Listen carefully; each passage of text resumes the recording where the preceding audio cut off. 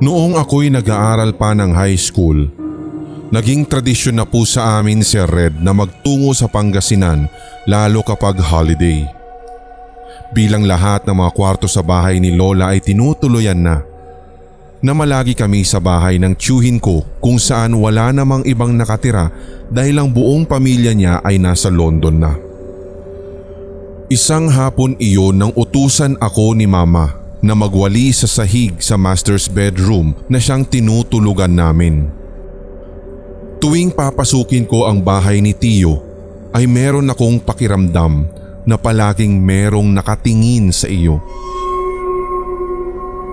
Yung bang parang CCTV na tinitignan ang bawat galaw mo, kaya nagbibigay talaga ito, Sir Red, ng hindi komportableng pakiramdam sa akin.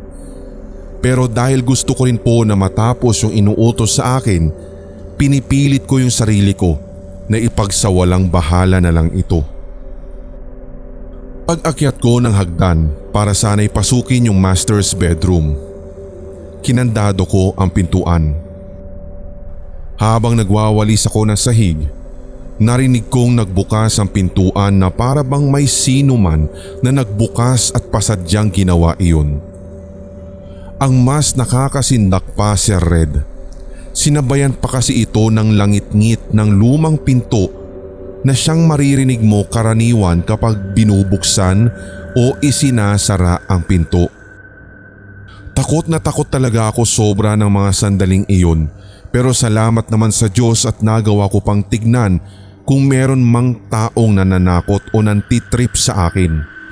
Ngunit paglabas ko talaga ng kwarto, ako lang pala ang naroroon sa bahay.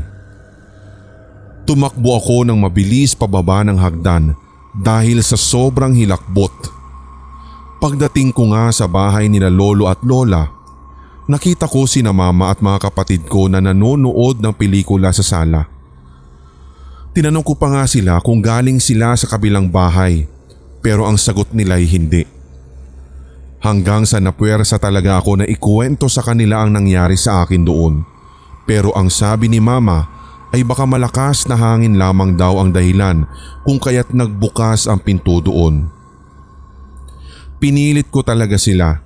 Sinabi ko na sigurado akong sarado ang pinto nung pumasok ako, kaya hindi ko maintindihan kung papaano nangyari iyon, at malamang kahit malakas na hangin, hindi iyon mabubuksan. Nasa liblib ang bahay kasi nila. Ang mga pinto at bintana ay saradong lahat, kaya talagang ito yung nagbibigay sa akin ng creepy or eerie vibes. Kinagabihan, naranasan ko na naman iyon.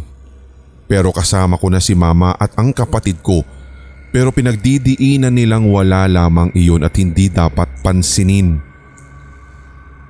Nang sumunod na araw, nagkuwento si Mama na nakakita rin daw siya ng babaeng nakaputi na nanggaling sa terrace at pumasok sa kwarto ng pinsan ko. So all this time, sinasabi lang pala ni Mama na huwag papansinin, hangin lang iyon at wala lamang ang lahat para hindi daw kami matakot na magkakapatid. Mula sa inamin niya, maging siya ay aware na haunted ang lugar ng aming pamilya. Ang white lady nga kaya na sinasabi ni Mama ang siyang nagbubukas ng pinto sa master's bedroom? Pero doon talaga ako hindi nakakasigurado. Ayoko mang isipin, pero baka mas marami pa pala ang mga nakatirang elemento doon at hindi lamang yung white lady na nakita ni Mama ang nag-iisa. O dahil wala na kasing nakatira simula nang nag-migrate sina Tiyo, doon na nanirahan ang mga elementong iyon. Matapos nga po ang nakapanghihilakbot na karanasan na ito, hindi na po kami natulog sa bahay ni Tiyo. Ang ginagawa na lamang namin ay nagpupunta sa bahay ni Lolo at doon na lamang natutulog sa kanilang sala.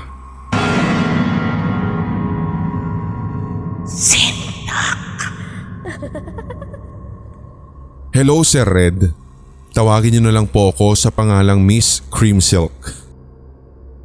Nakita ko noon yung lolo ko na namayapa na.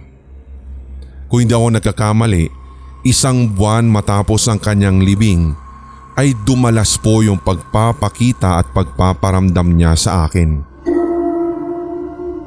Meron pong pagkakataon nang ako ay naglalaro sa 2nd floor ng bahay. Yung right side ko po kasi ay open. Wala pong pinto, basta't lagusan lamang talaga yon. Then pag pumasok ka pa doon ay may maliit na terrace at both sides po ay dingding. Tapos pag sinilip mo yung ilalim, creek na yung makikita. So habang inaayos ko nga po noon yung laruan kong si Garfield, meron po talaga ako na nakitang isang matanda. Ang suot po niya ay puting barong at itim na slacks. Maputi na rin ang kanyang buhok at dumaan po siya sa terrace. Siyempre po hindi ko naman naisip agad na baka multo yun kaya sinundan ko. Hanggang sa nashock na lang ako pagpunta ko ng terrace dahil wala pong tao doon. Ang isa pa, puro pader talaga ang naroroon at creek ang ilalim. Kaya hindi basta-basta makakaalis kung sino man ang dumaan na iyon. And then after few minutes, nag-sink in sa akin na multo nga ang nakita ko. Kaya agad ay napakaripas ako ng takbo pababa ng bahay. Matapos ang pagpapakitang iyon Sir Red, kada 6 PM ay umiiyak ako. As in malakas. Yun bang parang walang makakapagpatahan sa akin. Ewan ko talaga Sir Red kung bakit nagkaganoon kahit wala naman akong iniisip na nakakalungkot o dapat iyakan. Hanggang sa pinipilit ko na yung mga tita ko noon na umuwi ng Bicol para ipahukay yung pinaglibingan kay Lolo kasi buhay pa raw si Lolo at natutulog lang. Yun ang pinaniniwalaan ko kung bakit siya nangungulit sa akin, kung bakit niya ako pinagpapakitaan. Halos 2 linggo din ang lumipas at walang palya talaga Sir Red na nagpapakita sa akin si Lolo. Nung pinaalbularyo ako ng tita ko, nalimutan ko na yung sinabi ng albularyo pero ang naiintindihan ko lamang ay pinagdasal ako at pinagsuot ako ng kulay pula. That same night, napanaginipan ko si Lolo. All black yung paligid pero may konting usok sa gawing paa niya. Nakabarong pa rin siya at itim na slacks pero ang kanyang ulo ay bungo na. Tandang-tanda ko ang binili niya sa akin at sinabing mag-aral daw ako ng mabuti, magpakabait at sabihin ko daw kay Lola na mahal daw niya siya. Pagkatapos ay nag-fade away po siya. Kumapal ang usok na kanina ay nasa paanan niya at nagising na ako afterwards. Kahit madaling araw pa nga iyon ay bumangon ako at hinanap ko si Lola. Ginising ko rin si tita.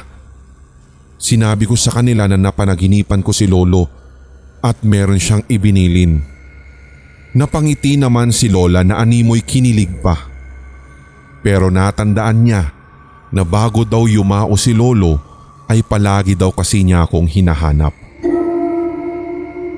As in pinipilit pa daw talaga ni Lolo na bumangon kahit na bedridden na siya para nang sa ganun ay mapuntahan daw kami sa Laguna. Pero yun nga lang, nakakalungkot pero hindi ko na po sila naabutan ng buhay.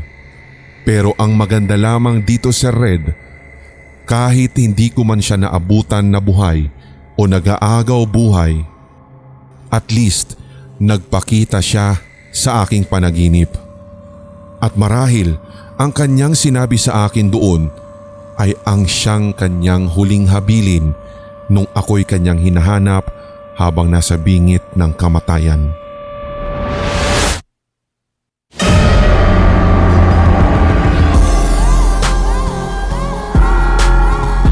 inyong napakinggan ang tampok na one-shot Tagalog horror story. I-like, mag-comment at i-share ang episode na ito sa inyong social media, mga certified kasindak. Huwag pahuhuli sa mga bagong kwentong katatakutan dito sa ating channel, kaya pindutin na ang subscribe button at ang notification bell. Hanggang sa susunod na kwentuhan dito sa Sindak Short Stories.